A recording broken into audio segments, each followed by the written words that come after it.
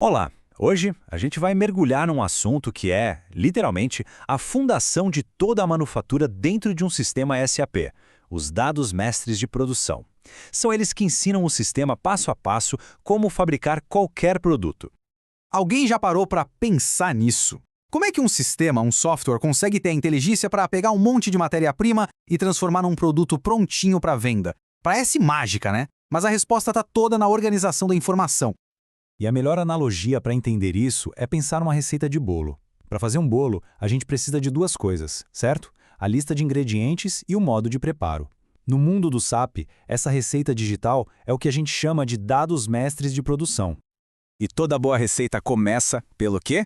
Pelo resultado final, por aquilo que a gente quer criar. No nosso caso, é o bolo em si. Então, vamos começar por ele.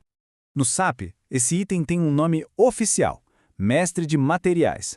Pensa nele como se fosse o RG de qualquer coisa que a empresa lida, seja um produto acabado, uma matéria-prima ou até uma pecinha de reposição.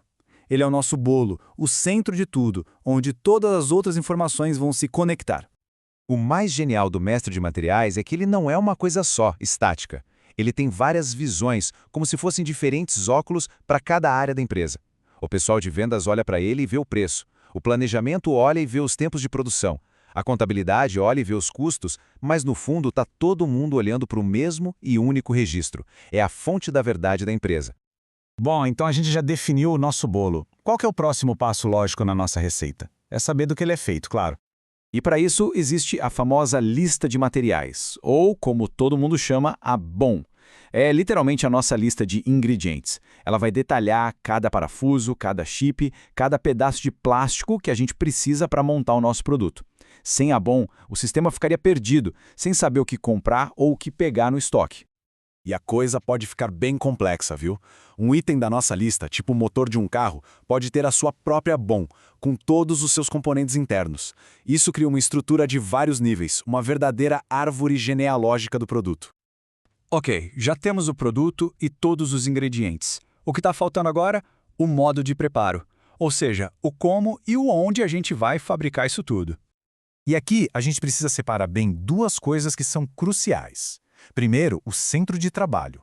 Ele é o onde o trabalho acontece. É a máquina específica, a linha de montagem, o forno, e é ele que diz qual é nossa capacidade de produção.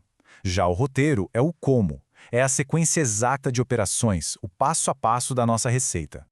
Um roteiro, na prática, é basicamente isso, uma sequência lógica.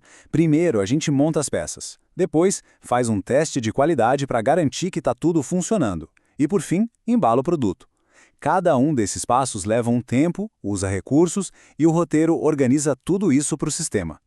Certo. Então a gente já tem os ingredientes, que é a BOM, e o modo de preparo, que é o roteiro. Mas e se existirem várias maneiras de fazer o mesmo bolo? Tipo uma receita mais artesanal e outra numa linha de produção industrial.